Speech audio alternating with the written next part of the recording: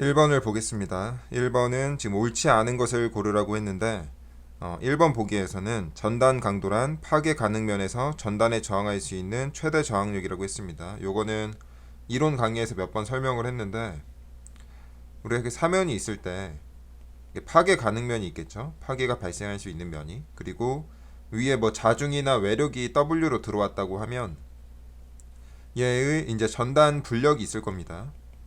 이 W의 수평 불력 같은 개념이죠. 그래서 여기에 T가 있는데 흙에서는 당연히 이 T에 저항하는 어떤 힘이 생길 겁니다. 이거를 우리가 유발 전단력이라 그래서 TD라고 하는데 당연히 이건 저항력이니까 외력과 똑같은 힘으로 발생할 겁니다.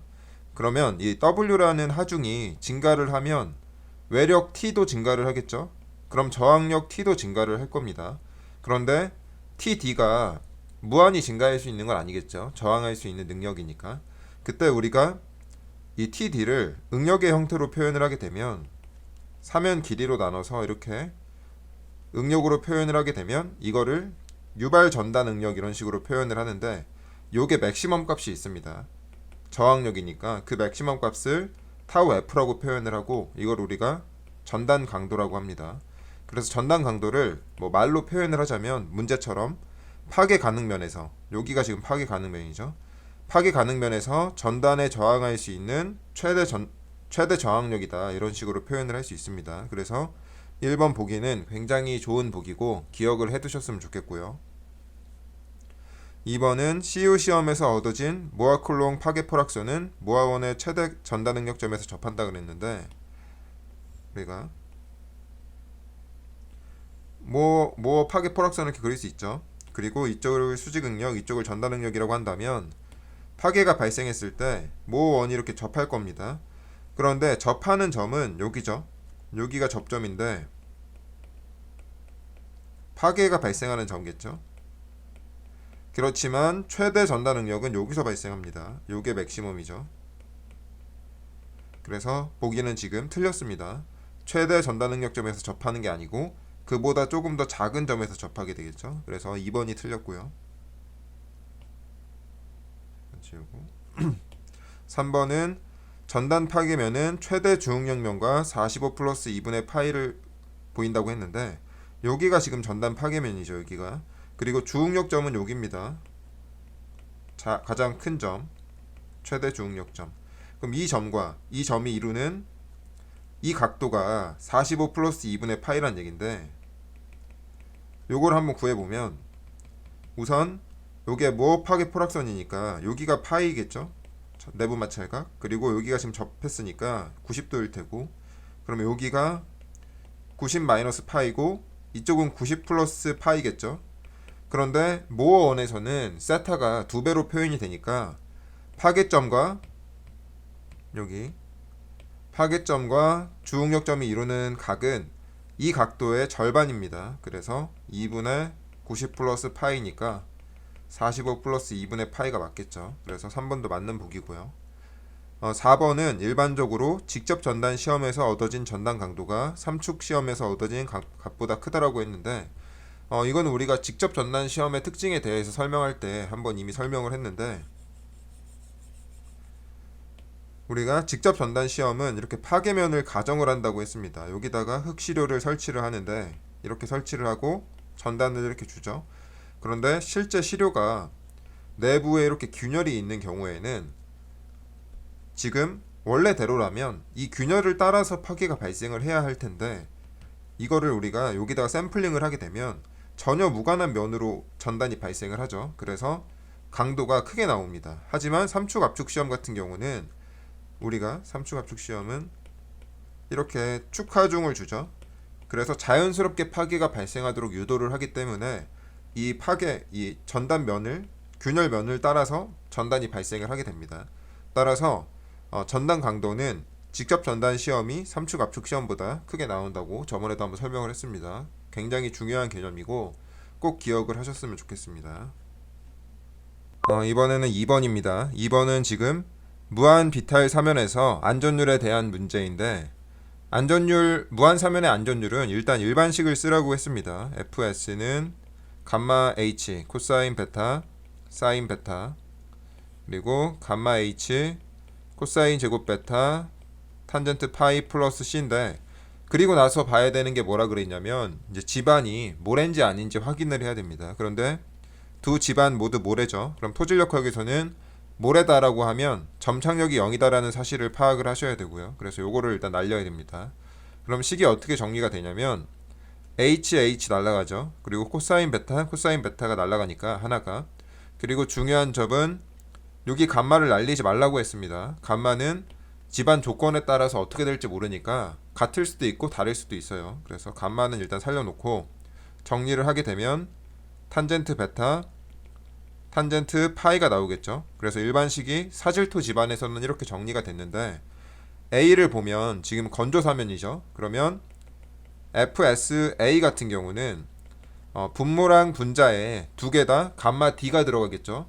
여기 건조 단위 중량이 지금은 감마 T가 안 주어지고 감마 D가 주어졌으니까, 그러면 감마 D 탄젠트 베타 탄젠트 파이가 되니까 이건 날라가서 탄젠트 베타분의 탄젠트 파이가 될 거고요. 여기가 FSA까지고, 그리고 FSB를 보면 B 집안은 지금 여기가 있죠. 물이 이 집안을 따라서 흐르고 있죠. 이렇게 되면 우리가 감마 세츄에이션을 쓴다 그랬죠. 분모에는. 그리고 위에는 감마 프라임을 쓴다 그랬고, 뒤에는 탄젠트 베타 탄젠트 파이고 이렇게 나올 겁니다. 그런데 문제에서는 지금 뭘 구하라 그랬냐면 FSB분의 FSA라고 했습니다. FSB분의 FSA인데 지금 이쪽 부분은 똑같죠. 그러면 요것만 역수로 나오겠죠. 대입을 하면. 그래서 답은 감마 프라임분의 감마 세츄에이션이 나올 거고요. 감마 프라임은 감마 세츄에이션에서 감마 W를 빼면 되니까 지금 감마 세츄에이션이 2죠. 그래서 여기는 2-1이 나오고 위에는 2가 나오니까 답은 2가 나옵니다.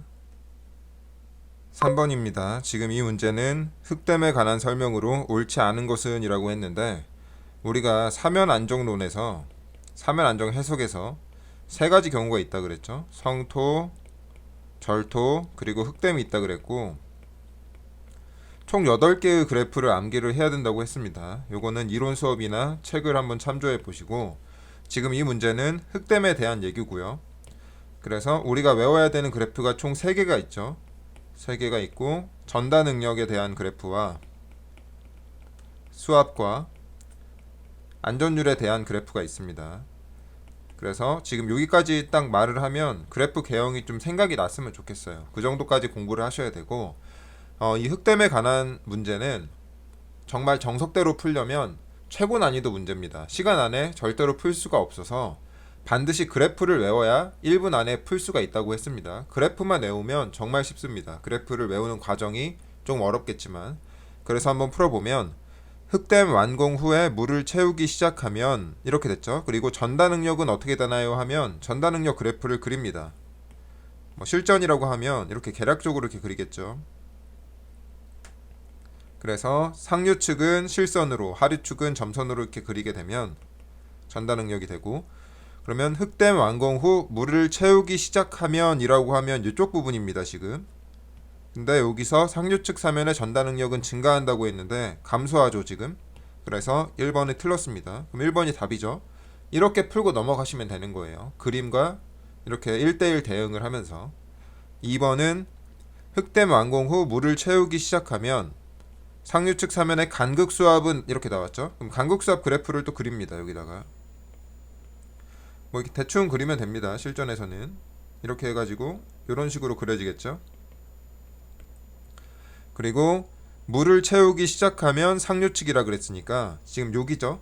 여긴데 간극수압은 증가한다 그랬으니까 맞는 보기고, 3번은 흑댐 완공 후 물을 채우기 시작하면 하류측 사면의 전다 능력은 이라고 했죠. 그러면 지금 여기죠. 여긴데 거의 일정하거나 약간 증가한다 그랬으니까 거의 일정합니다. 그래서 3번도 맞는 얘기고, 4번은 흑댐 완공 후 물을 채우기 시작하면 하류측 사면의 간극수압은 증가한다고 했는데 여기죠. 여기 점선. 그래서 여기도 증가를 하니까 4번도 맞는 보기입니다. 이렇게 그래프만 암기를 하고 있다면 문제를 푸는 데는 전혀 지장이 없으니까 그래프 8개를 꼭 철저하게 암기하셨으면 좋겠습니다. 4번입니다. 4번은 지금 얕은 기초에서 테르작 극한 지지력 공식에 대한 설명으로 옳지 않은 것은 이라고 했는데 그림을 그리면서 좀 설명을 해보면 얕은 기초가 이렇게 있겠죠. 그리고 이렇게 있는데 1번을 보면 기초의 근입 깊이와 폭이 클수록 지지력도 커진다고 했습니다. 테르작 극한 지지력 공식은 CNC 더하기 QNQ 더하기 2분의 1 감마 BN 감마죠.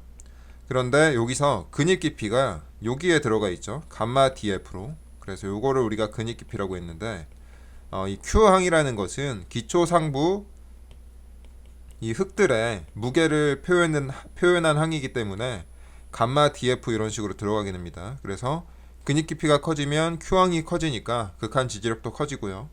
그리고 뒤에 폭이 클수록, 폭은 여기 있죠 지금. 그래서 폭이 클수록 지지력도 커집니다. 그래서 1번은 맞는 보기고 2번에 지지력 계수는 내부 마찰각에 대한 함수이다 이렇게 했는데 NC, NQ, N 감마를 우리가 지지력 계수라고 한다고 했고 이 지지력 계수는 오직 파이에 대한 함수라고 했습니다. 그래서 맞는 얘기입니다. 그런데 뭐 점착력도 고려한다 이런 보기가 있으면 무조건 틀립니다. 무조건 내부 마찰각에 대한 함수입니다. 내부 마찰각만 아시겠죠? 그리고 3번은 국부 전단 파괴 시 내부 마찰각은 3분의 2 파이로 대체하여 이용한다 그랬는데 우리가 이 공식 자체가 지금 전반 전단 파괴를 가정한다 그랬죠. 전반 전단 파괴.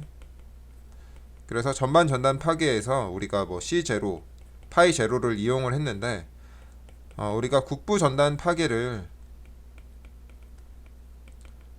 고려를 하고 싶다면 새로운 C1은 3분의 2 C0를 쓴다 그랬고요. 원래 C의 3분의 2 값을 이용한다 그랬고 파이는 3분의 2 파이를 이용하는 것이 아니고 탄젠트 파이 1을 3분의 2 탄젠트 파이 제로를 이용을 하는 겁니다. 그래서 요거를 뭐 파이 1에 대해서 표현을 하면 탄젠트 마이너스 1에 뭐 3분의 2 탄젠트 파이 제로를 이용한다 이런 식으로 표현이 되겠죠. 이거는 제가 책에 써놨으니까 한번 보시고. 그래서 3번은 굉장히 큰 함정이 있었죠. 마치 3분의 2를 점착력에서 쓰니까 파이도 3분의 2이지 않을까라고 학생들이 실수할 수 있도록 했기 때문에 틀린 보기고요. 4번에 기초 지반이 지하수에 의하여 포화되면 지지력은 감소한다. 지금 여기서 감마 DF라 그랬는데 이게 기초 상부의 흙의 무게를 우리가 표현한 항이라 그랬죠. 근데 만약에 여기에 지하수위가 있다면 지하수위에 완전히 포화되어 있다면 여기에 들어가는 감마는 감마 프라임이 들어가야 되는 거고 여기도 감마 프라임이 들어가야 되겠죠. 그래서 지지력은 감소하게 됩니다. 5번입니다. 5번은 지하수위가 기역에서 니은으로 H만큼 상승할 때 A점에서 작용하는 유효 연직 응력의 변화량을 계산을 하라고 했는데 지금 집안에 높이 값들이 주어지지 않았으니까 우리가 여기를 이렇게 가정을 합니다. 뭐 H1, H2라고 해서 우선 맨 처음에 기역이었으니까 기역에 있을 때 유효 연직 응력을 계산을 하게 되면 H1만큼은 지금 물에 잠기지 않았죠. 그래서 감마 T H1이 오고 밑에 H2만큼은 지금 물에 잠겼으니까 감마 프라임 H2 이런 식으로 표현이 가능하겠죠. 그리고 니은 상태로 되면 H만큼 이제 올라갔죠. 그러면 물에 잠기지 않은 부분은 H1 마이너스 H로 줄어들게 되고 물에 잠긴 부분은 H2에서 H만큼 늘어나겠죠. 그래서 두 유효 응력은 이렇게 계산이 됐는데 변화량을 계산을 하라고 하면 학생들이 여기서 이제 실수를 하는 게 뭐냐면 기역을 한번 계산을 하고 니은을 계산을 하고 이렇게 차례대로 하면 그냥 위에서 기역에서 니은을 이렇게 뺍니다. 그러면 안 되고요. 우리가 변화량이라고 하는 것은 나중에서 처음 걸 빼는 겁니다. 그래서 지금은 니은에서 기역을 빼셔야 돼요. 그래야지 부호가 딱 맞으니까. 그래서 빼보면 밑에 거에서 위에 거를 빼는 거죠. 그러면은 요게 이렇게 날아가고 그리고 여기서는 요게 날아가겠죠. 그래서 요거를 h에 대해서 묻게 되면 감마 프라임 마이너스 감마 t가 나오게 됩니다. 6번입니다. 이 문제는 지금 연약 집안에 원주 말뚝이 설치가 됐는데 지금 원주가 주면 길이가 1m죠. 그리고 길이가 18m고 치마로 인해서 부지면 마찰력이 이렇게 발생을 했네요. 그 상태에서 뭘 구하라 그랬냐면 말뚝의 선단 지지력을 계산을 하라고 했는데 이거를 그림으로 한번 보면 지금 외력이 여기가 30톤이 외력으로 있고 여기서 상향력이 플러스라고 했으니까 여기는 상향력의 주면 마찰력이 발생을 하고 여기는 하향력의 주면 마찰력이 발생을 하겠죠. 그래서 여기에 발생되는 선단 지지력을 계산하는 게 문제입니다. 그러면 요거를 뭐 QS1 요거를 QS2라고 해서 한번 계산을 한번 해보죠. QS1 같은 경우는 일단 여기 면적을 구해야 되겠죠. 사다리꼴을. 그러면 6m 더하기 밑에는 6 더하기 6이니까 12m고 여기에 높이가 1톤 퍼 미터 제곱이죠. 그러면 이렇게 하면 단위 길이당 힘이니까 여기다가 주면 길이 1m를 곱해야 되겠죠. 그러면 이게 9톤이 나올 테고요. 여기가. 그리고 QS2를 계산을 하게 되면 똑같은 방법이죠. 여기는 3m 더하기 6m겠죠. 그리고 여기다가 마찬가지로 1톤 퍼 미터 제곱 곱하고 주면 길이 1m 곱하면 요게 얼마인가요? 9에 4.5죠. 4.5톤 이렇게 나왔습니다. 그러면 힘 평형을 만족을 해야 되니까 Y축에 대해 힘 평형 방정식을 세우게 되면 QP가 상향력이고 QS2가 4.5고 그리고 QS1이 밑으로 9고 외력이 30이 이렇게 들어오게 되겠죠. 그래서 이게 0이 돼야 되니까 QP가 받아내야만 하는 하중은 34.5가 되겠네요. 7번입니다. 7번은 수중에 잠긴 집안에서 AA 면에서 유효 응력을 계산을 하라고 했는데 지금 여기 또 물의 높이가 안 주어졌죠. 그러면은 이렇게 유효 응력을 계산하는 문제에서 높이 값이 안 주어지면 이렇게 가정을 하고 시작해야 된다는 그 개념을 가지고 계셔야 됩니다. 가정만 하면은 뭐 그 이후로는 쉬우니까. 그래서 유효 응력이라는 것은 전응력에서 수압을 빼서 계산을 하게 되죠. 그러면은 우선 전응력을 한번 표현을 해보면 여기 면에 대해서 표현을 하는 거죠. 그런데 지금 여기서 보죠. 여기서 보면 물이 Z만큼 있으니까 감마 W Z만큼 물의 무게가 있고 그리고 여기 흙은 지금 침수 상태죠. 그러니까 감마 세츄에이션에 1m를 곱하면 되겠죠. 그리고 수압은 이 수두 높이가 수압이니까 그러면 감마 W에 델타 H 더하기 여기는 Z죠. Z 더하기 여기는 1m. 그래서 위에서 아래를 빼면 됩니다. 시그마 A 프라임은 델타 H 여기가 Z니까 요거랑 상쇄되겠죠. 그리고 요 부분을 먼저 쓰면 마이너스 감마 W 델타 H가 나오고 여기는 1m 똑같은데 감마 세츄에이션에서 감마 W를 빼니까 감마 프라임 1m 이렇게 되겠네요. 그래서 요거를 대입을 하면 감마 W는 1톤 퍼 미터 3승이고 델타 H는 10cm고 감마 프라임은 지금 문제에서 여기 있죠. 수중 단위 중량 1톤 퍼 미터 3승 그리고 여기가 1m죠. 그래서 이거를 계산을 하게 되면 0.9톤 퍼 미터 제곱이 나오겠네요. 그래서 이렇게 유효 응력을 계산하는 문제에서 뭐 이렇게 높이가 안 주어졌다. 그러면 가정한다는 그 개념을 빨리 좀 가졌으면 좋겠습니다. 8번입니다. 이 문제는 얕은 기초에 극한 지지력 공식을 산정을 하라 그랬으니까 이런 문제는 그림을 그리면서 한번 보라 그랬죠.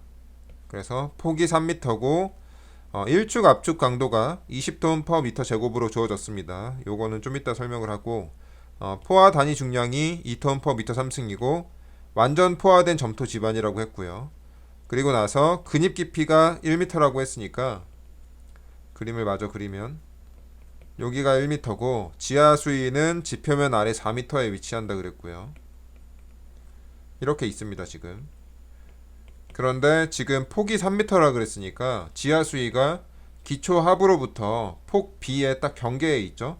그러면은 이게 사실상 무슨 얘기냐면 지하 수위를 무시하겠다는 의미죠. 왜냐면 우리가 케이스 세 번째니까 이거는 이론 강의를 다시 한번 확인해 보시고 그러면 이 문제는 어떻게 풀어야 되냐면 우리가 테르자 극한 지지력 공식은 CNC 더하기 QNQ 더하기 2분의 1 감마 B N 감마죠.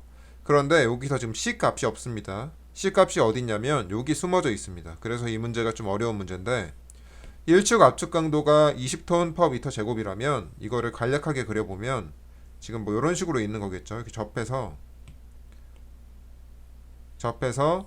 이 지름이 20톤 per 미터 제곱이니까 이 반지름은 10톤 per 미터 제곱이겠죠. 그런데 이게 지금 비배수 전단 강도니까 점착력이 10톤 per 미터 제곱이라는 사실을 이렇게 1축 압축 강도로 숨겨놨습니다. 지금 문제에서.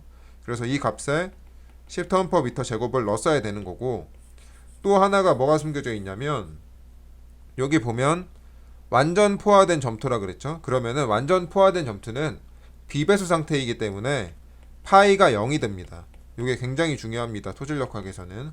그래서 여기서 중요한 개념을, 어떤 개념을 가져가야 되냐면, 우리가 사질토라 그러면 C는 0이다 요거를 해석을 하라 그랬죠. 그런데 요거랑 같이 가져가야 되는 게 완전 포화된 점토면 파이는 0이 되게 됩니다. 요 개념을 좀 가져갔으면 좋겠고, 그래서 이 문제는 파이는 0이니까 여기에 지지력 개수를 5.710을 써야 되겠죠. 그래서 요거를 대입을 해보면 지금 C가 10톤 per 미터 제곱이고 NC는 5.7이고 여기 Q가 또 중요한데 지하 수위는 여기 있죠 지금. 그런데 이 지반이 완전 포화됐습니다. 점토 지반은 이럴 수가 있어요. 점토 지반은 지하 수위가 밑에 있음에도 불구하고 여기 있는 흙들이 물을 머금고 있을 수가 있습니다. 그래서 이 Q에다가 우리가 감마 DF를 쓴다 그랬죠. 여기에 감마 DF를 쓰는데 여기에 감마 세츄에이션 DF를 써야 됩니다. 포화된 점토 지반이니까. 그래서 여기에 2톤 per 미터 3승에다가 1m를 곱하고, 그리고 D에는 0이겠죠. 왜냐면 N 감마가 0이니까. 그래서 이거를 계산을 하게 되면 여기가 57, 이게 2니까 59톤 per 미터 제곱이 나오게 됩니다. 그래서 이 문제는 상당히 난이도가 있는 문제입니다. 그래서 좀 여러 번 반복하면서 가져가야 되는 개념들을 꼭 기억하셨으면 좋겠습니다. 9번입니다. 이 문제는 지금 파이가 30도인 모래라 그랬고, 모래 나오면 무조건 C는 0 이렇게 해석을 하시고요. 3축 압축 시험을 수행을 하는데 구속 응력이 시그마 1과 시그마 3가 10톤 per 미터 제곱일 때 최대로 가할 수 있는 축차 응력을 구하라고 했습니다. 이 문제는 굉장히 많이 출제되는 문제라서 이렇게 딱 보게 되면 조금 많이 공부를 한 학생들은 바로 공식을 이용을 하게 됩니다.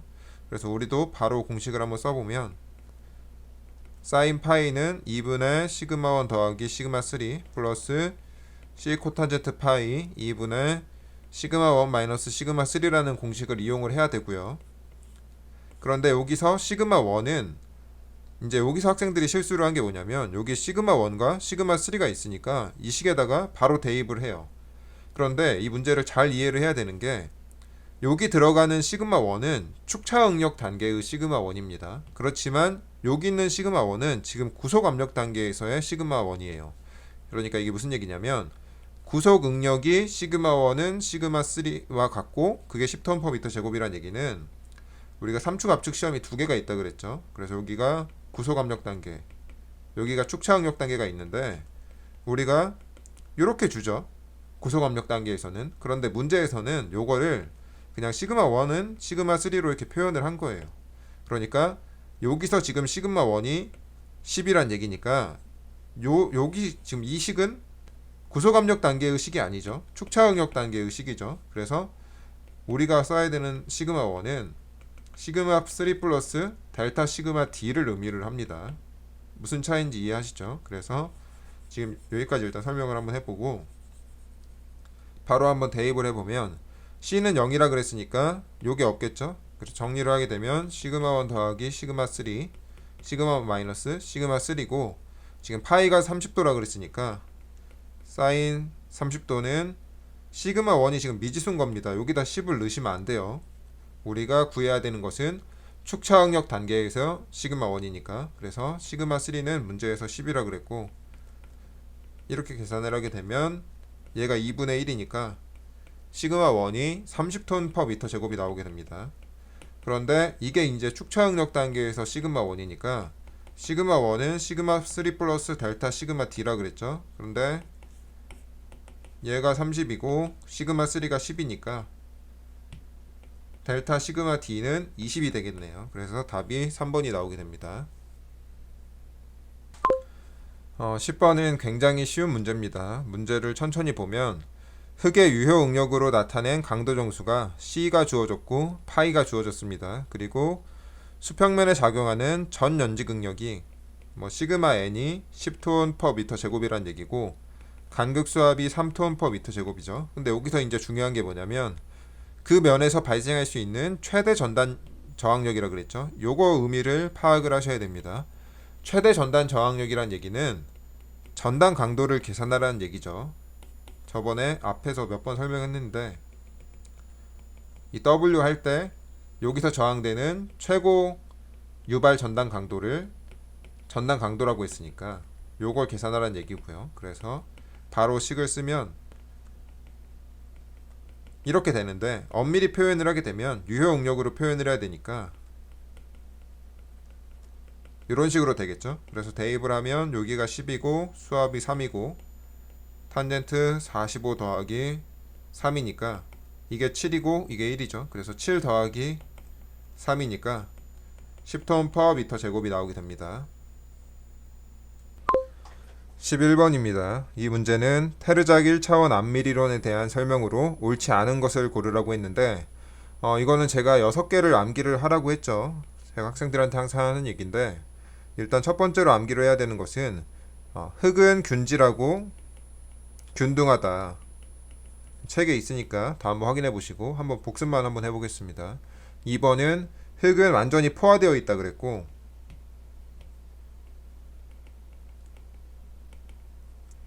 그리고 세 번째는 흙 입자와 물은 비압축성이다. 여기서 이제 주의를 좀 해야 되는 게 흙이 아니고 흙 입자입니다. 흙은 압축이 되죠. 하지만 흙 입자는 압축이 되지 않습니다. 꼭 흙 입자니까 이미 출제가 한번 됐던 문제니까 꼭 구별을 하시고 4번은 물은 연직으로만 흐르고 그 방향으로 암밀이 발생합니다. 물이 흐르는 방향으로 암밀이 발생을 하고 그리고 5번은 달시의 법칙을 따르고 6번은 투수의 수가 일정하죠. 그래서 이 6개는 꼭 달달달달 외우세요. 그래서 꼭 암기를 하시고 문제를 어떻게 푸냐면 요대로 나옵니다. 이게 가정에 대한 설명으로 옳지 않은 것은 흙은 균질하고 완전히 포화되어 있으며 맞죠? 그리고 흙 입자와 물은 압축성을 무시한다. 맞는 얘기고 2번은 유효 응력이 증가하면 간극비가 반비례하여 감소한다 했는데 요거는 암기하는 건 아니고 당연히 유효 응력이 증가를 하면 흙의 부피가 줄어드니까 간극비도 감소를 하겠죠. 그래서 여기 당연히 맞는 얘기고 3번은 물은 연직과 수평 방향으로 흐른다 그랬는데 물은 연직으로만 흐릅니다. 그래서 수평으로 흐르지 않고 연직으로만 흐르기 때문에 이름 자체가 1차원 암밀 이론입니다. 그래서 틀렸습니다. 그리고 4번은 달시의 법칙을 따르고 투수 개수는 일정하다. 맞는 얘기죠. 그래서 이렇게 6개만 외우면 확실하게 풀 수 있는 문제니까 꼭 외우시기 바랍니다.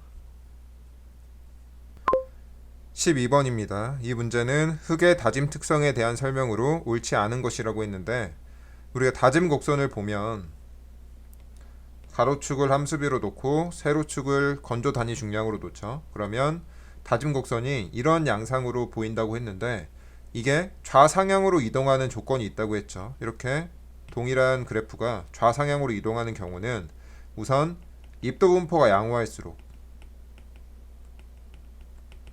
그리고 다짐 에너지가 클수록 그리고 조립분이 많아질수록 좌상향으로 이동을 한다 그랬습니다. 1번부터 한번 보면 일반적으로 다짐 에너지가 클수록 흙의 최대 건조 단위 중량이 커진다고 했는데 다짐 에너지가 커지면 좌상향으로 이동을 하니까 건조 단위 중량이 커지겠죠. 그래서 1번은 맞는 얘기고 2번은 최적 함수비는 최대 건조 단위 중량을 나타낼 때의 함수비이며 그러니까 여기 맥시멈 값에서 이 값이 최적 함수비죠. 그래서 여기까지는 맞는데 포화도는 100%를 나타낸다. 최적 함수비에서 포화도는 100%가 아닙니다. 포화소가 100%일 때 다중곡선을 뭐라 그랬냐면 0공기곡선이라고 했죠. 0공기곡선. 그래서 S는 100%일 때 이론적으로만 가능하죠. 그래서 2번이 틀렸습니다. 문제를 잘 읽으셔야 돼요. 이렇게 두 문장으로 지어질 때 앞에는 맞고 뒤에는 틀리게 낼 수 있으니까. 그리고 3번은 다짐 에너지가 증가할수록 최적 함수비는 감소한다 그랬는데, 다짐 에너지가 증가하면 좌상향으로 이동을 하니까 좌측으로 이동을 하니까 최적 함수비가 감소를 하겠죠. 그리고 조립토의 입도 분포가 양호할수록 좌상향으로 이동을 하죠. 그럼 좌상향이니까 최적 함수비는 작아지고 최대 건조 단위 중량은 커집니다. 그래서 4번도 맞는 보기입니다. 13번입니다. 지금 13번은 두 개 집안이 주어졌는데 여기서 중요한 건 뭐냐면 두 집안의 시간에 따른 안밀도가 동일하다 그랬으니까 동일한 시간 t에 대해서 안밀도가 똑같다는 얘기는 시간 개수가 동일하다는 얘기랑 똑같습니다. 이 평균 안밀도와 시간 개수가 1대1 대응이 된다 그랬죠. 그래서 TV1과 TV2가 같다는 조건을 이용을 해서 안밀계수의 관계를 표현을 하라는 얘기인데, 우리가 TV는 HDR 제곱분의 CVT니까 여기서 중요한 거는 이 배수거리를 결정을 해야 된다는 얘기입니다. 이 첫 번째 집안 같은 경우는 배수거리라는 게 가장 먼 물이 흐르는 가장 먼 거리니까 여기 가운데 물이 위아래로 이렇게 빠져나가겠죠. 그럼 위에서는 HDR이 2m고 여기는 지금 모래가 가운데 이렇게 층이 있죠. 그래서 이걸 간단하게 한번 설명을 해보면 이렇게 있는데, 여기 점토 집안에서 물이 빠져나가는 걸 생각을 해보면 이렇게 빠져나가고 이렇게 빠져나가겠죠. 그리고 가운데 여기 모래가 있으니까 물이 이쪽으로 배수가 돼서 양옆으로 이렇게 배수가 됩니다. 그래서 여기서 HDR은 위에 2m 집안의 절반이니까 HDR은 1m가 되겠죠. 그래서 요거를 식을 한번 표현을 해보면 TV1과 TV2가 같으니까 TV1은 2m 제곱분의 CV1T가 되고요. 밑에 TV2는 1m 제곱분의 CVT2가 같은데 동일한 시간에 대해서 시간 개수가 똑같다 그랬으니까 요게 같은 거죠. 요것과 요게 같겠죠. 식을 세우면. 그러면 4분의 CV1은 1분의 CV2니까 CV1은 4CV2가 되겠죠. 그래서 답은 4번이 됩니다. 그래서 지금 이 문제에서는 학생들이 어려워했던 게 여기 지금 감마값들이나 하중이나 이런 값들이 전혀 불필요합니다. 간극비나. 그런데 뭐 이렇게 많이 주어졌으니까 써야 될 것 같아가지고 이제 접근이 좀 다른 방향으로 들어가게 되다 보면 시간이 많이 들어갔고, 이제 이 문제에서 가져갔으면 좋겠는 그런 것은 이렇게 불필요한 값들이 주어질 수도 있다는 개념을 좀 챙기셨으면 좋겠습니다. 14번입니다. 이 문제는 뭐 지하수 배수 조건에 따라서 뭐 수압을 포함한 옹벽에서 토합의 크기를 계산하는 문제가 이렇게 출제가 되는데, 이 문제도 가끔 출제가 되는 문제입니다. 이 문제는 어떻게 풀어야 되냐면 좀 쉽게 구하는 방법은 수치 계산은 하는 게 아니고요. 다 여기 집안에 대해서 토합을 계산을 할 수는 없습니다. 그럼 어떻게 푸냐면 우리가 우선 뭐 양정하다 뭐 이런 단어가 있죠. 물을 뭐 퍼올린다 뭐 이런 얘기도 있고, 그래서 양정이라는 단어를 양옆에다 이렇게 쓰시고요. 그리고 건경연을 씁니다. 학생들한테 외울 때 뭐 건국대학교, 경희대학교, 연세대학교 이런 식으로 외우라고 하기도 하고, 그래서 양쪽에 양정 쓰고 건경연을 쓰세요. 쉽게 외우는 방법이니까. 그리고 이 순으로, 정확히 이 순으로 토합이 크게 됩니다. 그럼 이게 무슨 얘기냐면 1번은 지금 완전 건조죠. 그러니까 건조니까 이게 가를 의미합니다. 그리고 배면 포화인데 지금 정수압 상태죠. 여기만 물이 있으니까 정수압 상태여가지고 이게 정수압 해서 여기가 나오고요. 여기는 양쪽에 물이 있죠. 양쪽에 물이 있으니까 양쪽에 다고, 이거는 경사 배수제니까 경이죠. 그러니까 여기다가 쓰시고, 여기는 연직 배수제니까 연이어서 말을 쓰시면 어떤 순서냐면 나마라가다 이 순으로 토합이 크게 됩니다. 그래서 조건이 딱 이렇게 5개밖에 나올 수가 없습니다. 양쪽에 물이 있는 경우, 건조한 경우, 경사배수제, 연직배수제, 정수합이니까 요 문제는 제가 다시 한번 설명을 해보면 양정을 쓰고 건국대학교, 경희대학교, 연세대학교에서 이 순이다. 이렇게만 딱 외워두시면 굉장히 빠른 시간에 풀 수가 있습니다. 15번입니다. 이 문제는 지금 점성토 집안인데 5m 높이의 옹벽이 있는 거죠. 간략하게 한번 그려보면 이렇게 있는데 여기가 5m인 거고 점성토고요. 그리고 주동 상태에 도달했을 때 인장 균열이 발생을 하면 인장 균열 발생 전에 비해서 발생 후에 주동 토합이 몇 배가 작용을 하느냐 이런 얘기죠. 그런데 지금 파이가 0이니까 우리가 주동 토합은 KA 감마 Z 마이너스 EC 루트 KA 이런 식으로 표현이 되죠. 그런데 KA는 1 플러스 사인 파이분의 1 마이너스 사인 파이 이렇게 표현이 되는데 지금 파이가 0이니까 대입을 하면 KA가 1이 나옵니다. 그래서 여기다 대입을 하면 1이고 감마는 2죠. 그리고 Z 마이너스 2 C는 2고 루트 1이니까 요거를 정리를 하면 2Z 마이너스 4가 나오겠네요. 그러면 이게 지금 Z에 대한 함수니까 아래쪽을 Z로 해가지고 그리게 되면 Z가 0일 때 마이너스 4죠. 그러니까 이게 무슨 얘기냐면 이렇게 있는데 밑을 Z라고 하면 Z가 0일 때 마이너스 4니까 여기가 마이너스 4인 거고 그리고 총 5m니까 Z가 5m일 때는 10 마이너스 4니까 6이죠. 그래서 여기가 6이 되니까 이거를 연결을 하면 되겠죠. 1차원 함수니까 지금 토합 상태가 이렇게 있는 거고요. 잠깐 이거는 지우고 그래서 지금 이렇게 있죠. 그래서 이쪽으로 작용하는 토합과 이쪽으로 작용하는 토합이 있는데 총 높이가 5m고 여기가 4고 여기가 6이니까 2대 3이죠. 그래서 여기 높이는 2m, 여기는 3m가 되고요. 그래서 위에 거를 P1, 밑에 거를 P2라고 해봅시다. 그럼 P1은 얼마죠? 2 곱하기 4 곱하기 2분의 1이니까 4죠. 위에 거는 P1이고 밑에 거는 2 곱하기 2분의 1 곱하기 6 곱하기 3이니까 9겠네요. 그러면은 인장 균열이 지금 요만큼 발생을 하죠.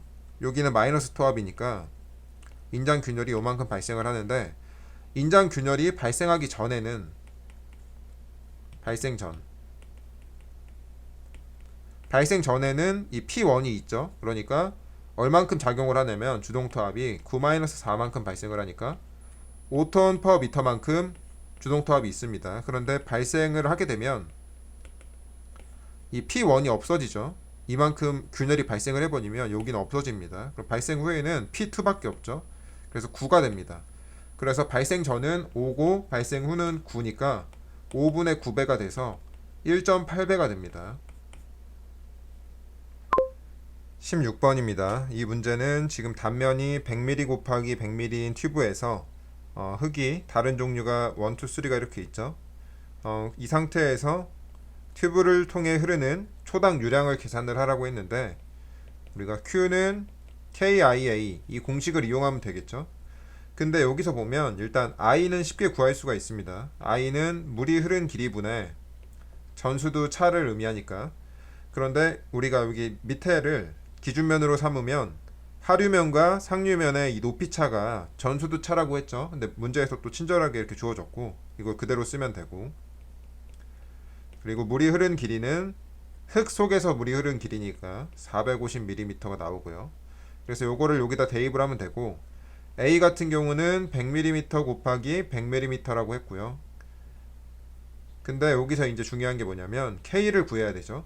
근데 여기서는 여러 층을 관통하는 흐름이니까 등가투수 계수를 우리가 H, H1, K1, K2, H2 이런 식으로 계산을 할 수가 있겠죠.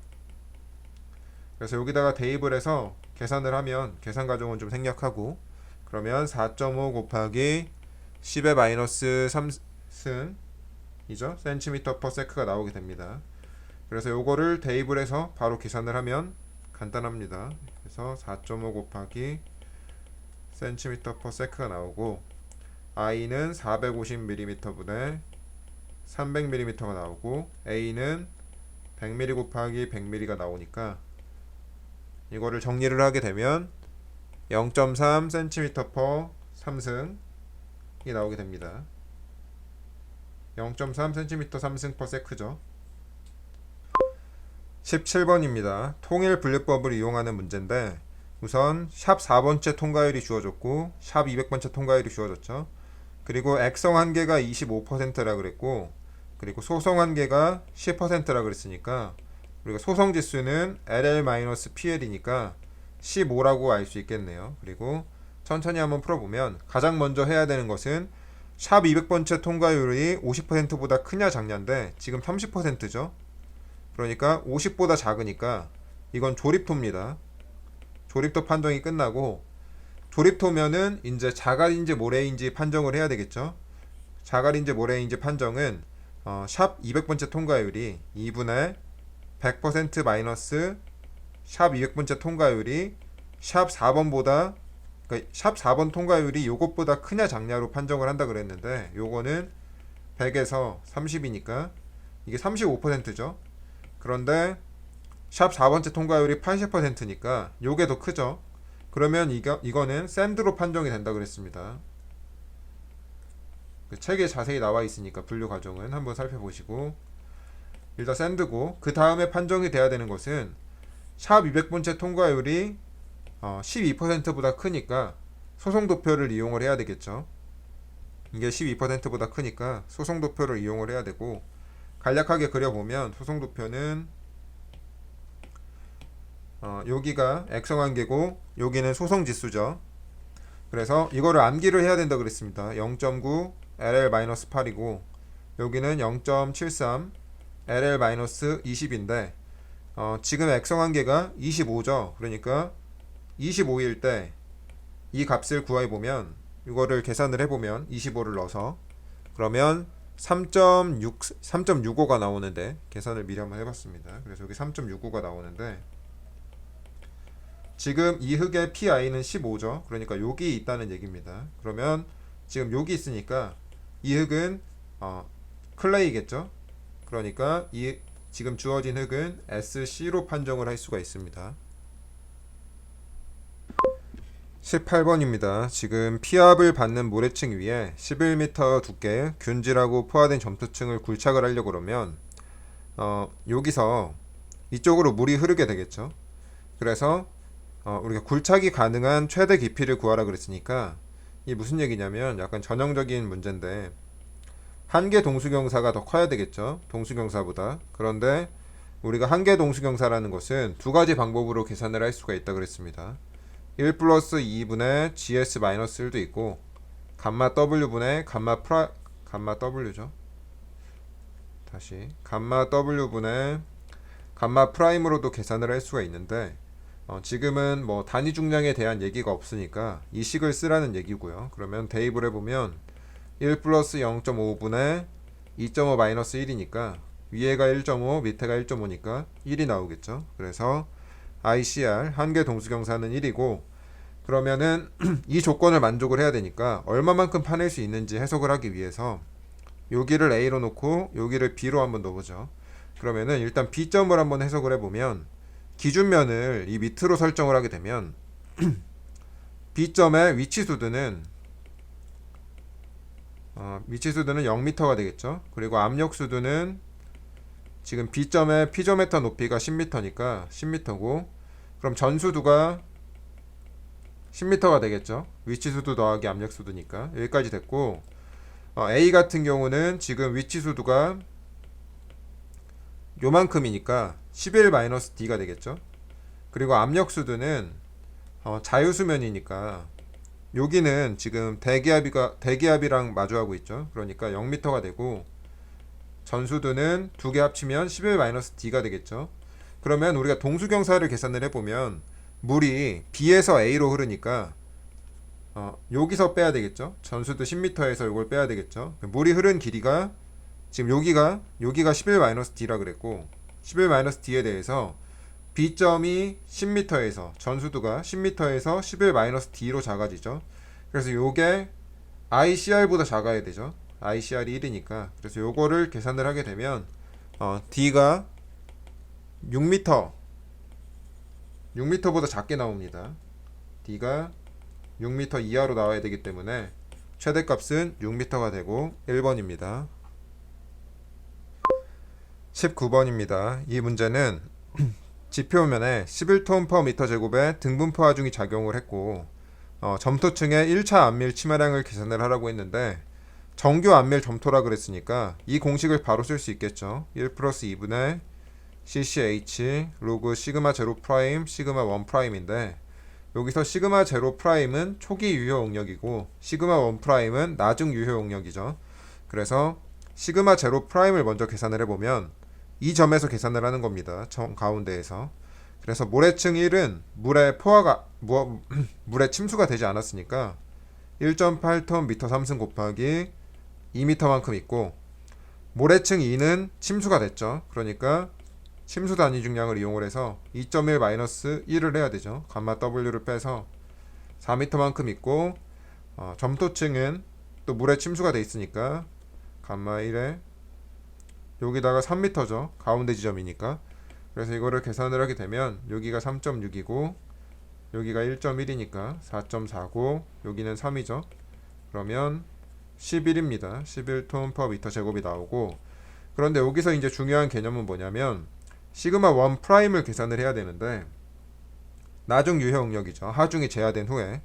그런데 여기서 무한 등분포 하중이기 때문에 무한 등분포 하중은 이 지표면 어디에서나 델타 시그마가 Q랑 같다고 했습니다. 그래서 시그마 1 프라임은 시그마 제로 프라임 더하기 Q를 하면 되고 얘랑 얘랑 똑같죠. 11, 11이니까 22톤/m 제곱이 나오게 됩니다.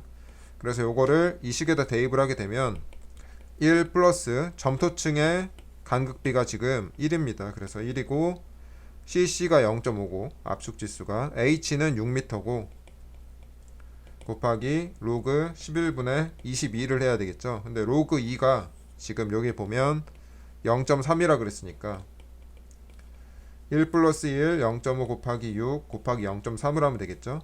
그러면 답은 45cm가 나오게 됩니다. 20번입니다. 이 문제는 지금 옹벽에서 여기 지금 등분포 하중이 있죠. 위에 5톤/m 제곱이 있고 전 주동 토합의 크기와 작용점의 높이를 계산을 하라고 했는데 이 문제는 그렇게 좋은 문제가 아닌 게 일단 흙이 사질토라는 얘기도 없고 그리고 뭐 C에 대한 언급이 없어서 뭐 그냥 0으로 간주하고 풀어야 됩니다. 뭐 문제가 완벽하지 않은데 어쩔 수 없고요. 그래서 우리가 주동토합 공식이라는 게 뭐 KA 시그마 V 마이너스 EC 루트 KA 이런 식으로 들어갈 텐데 지금 같은 경우는 여기에 이 무게가 상제하중이 있으니까 요걸 어떻게 표현을 해야 되냐면 KA에 감마 Z 더하기 여기에 상제하중이 들어가야 되죠. 그래서 뒤에 거는 C가 0이니까 0이라고 하고 KA가 문제에서 0.3이라 그랬고 단위 중량이 2니까 EZ 더하기 5 이런 식으로 표현이 되겠네요. 그래서 요거를 똑같이 합니다. 이렇게 Z에 대해서 그리게 되면 Z가 0일 때 1.5겠죠. 5 곱하기 0.3이니까 여기가 1.5고 Z가 6이면 얼마인가요 이게? 6, 22, 17 곱하기 3이니까 0.3이니까 5.1이 나오겠네요. 그래서 뭐 이런 식으로 나오겠죠. 이렇게 여기가 5.1이 나올 테고 그러면은 지금 토합이 이렇게 작용을 하겠죠. 그래서 전 주동 토합의 크기를 구하면 사다리꼴이니까 여기가 6m고 2분의 1.5 더하기 5.1 곱하기 6을 하게 되면 19.8톤/m가 나오고 되고 이렇게 그래서 요게 맞고 작용점은 우리가 요거를 두 개로 나눠서 해석을 합니다. 이렇게 사각형 하나랑 삼각형이랑 우선 사각형을 고려를 해보면 도심 구하듯이 계산을 하시면 돼요. 아니면은 뭐 응용역학에서도 작용점 구하는 문제가 있으니까 작용점 H는 밑에서부터 계산을 하겠습니다. 밑에서부터 어떻게 계산을 하냐면 전체 힘이 들어가고 이 사각형은 6 곱하기 1.5죠. 그런데 이게 밑으로부터 3이고 그리고 삼각형은 여기가 2분의 1 곱하기 여기 폭이 5.1 마이너스 1.5죠. 5.1 마이너스 1.5고 높이는 6이고 3분의 1 지점이니까 3분의 6 이렇게 있겠죠. 그래서 요거를 계산을 하게 되면 여기는 19.8이 들어가고 그래서 2.45m가 나오게 됩니다.